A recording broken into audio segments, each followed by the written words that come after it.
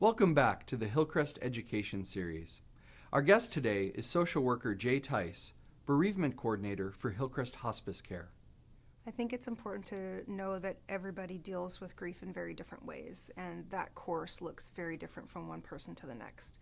So when we experience a loss, we have physical symptoms. We may feel exhausted. Chronic pain is likely. We may have tightness or shortness of breath in the chest and feelings of anxiety. Emotionally, we might feel deep sadness or longing for that person.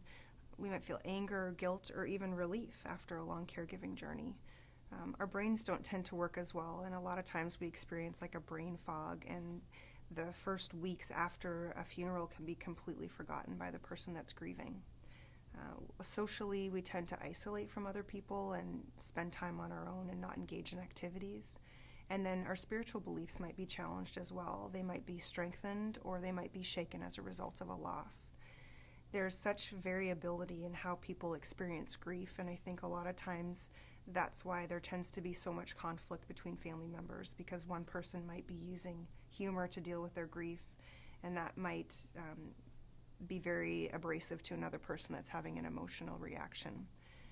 So how do you deal with the loss? I think the first thing is to take care of yourself. You want to take care of your physical health, eat well, exercise.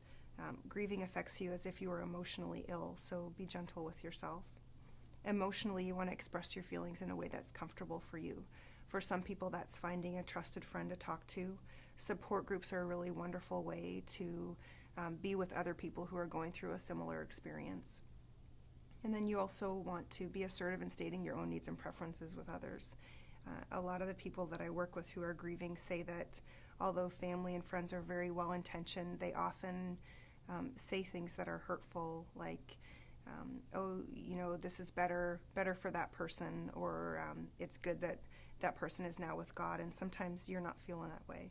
So it may be helpful to let those people know that you're in a lot of pain and you might need a little bit of time and space to grieve. But seek out help, find friends and family that you trust, and look for support groups as well are good ways to deal with grief.